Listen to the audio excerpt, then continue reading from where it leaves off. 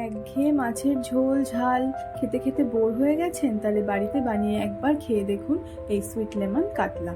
নমস্কার, আমি রাপ্তিজ ওয়ার্ল্ডে আপনাদের সবাইকে আরও একবার স্বাগতম জানাচ্ছি।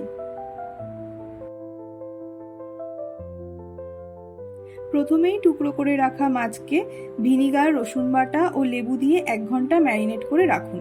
তারপর soya sauce, red chilli sauce, green chilli sauce ও মৌসুমী লেবুর রস দিয়ে ভালো করে মাখিয়ে আরও 15 মিনিট রেখে দিন। এরপর হাতের কাছে নিয়ে নিন ক্যাপসিকাম কুচি, টমেটো কুচি, লঙ্কা কুচি, আদা রসুন কুচি, পেঁয়াজ কুচি ও মৌসুমী লেবু।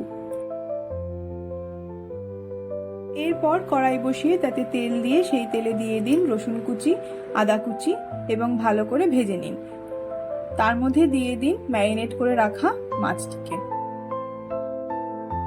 তেলের মধ্যে ভালো করে নেড়ে চেড়ে 3 মিনিটের জন্য ঢাকা দিয়ে দিন। ঢাকনা সরিয়ে আবার উল্টে পাল্টে ভালো করে ভেজে নিন। যেই মুহূর্তে মাছটি ভালো করে লাল লাল হয়ে যাবে তখনই এটিকে তুলে নিন।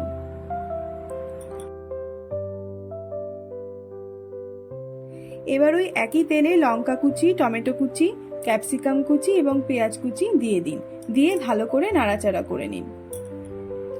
এদিকে ওটা ভাজা হতে হতে আপনারা আরও একটি সস রেডি করে নিন।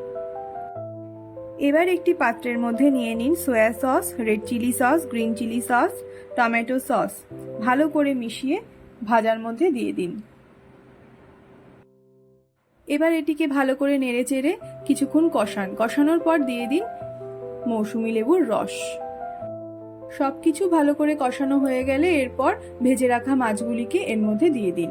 দিয়ে ভালো করে নাড়াচাড়া করে নিন। এইভাবে 2 মিনিট পরেই রেডি হয়ে যাবে সুইট লেমন কাতলা বা মৌসুমী কাতলা। নিজেও টেস্ট করুন এবং বাড়ির প্রত্যেককে টেস্ট করান এবং আমাকে কমেন্টে জানান যে আপনাদের এই রেসিপিটি কেমন লাগলো। ভিডিওটি ভালো লাগলে do like, share, comment and subscribe to my YouTube channel which is Rapti's World. Thank you.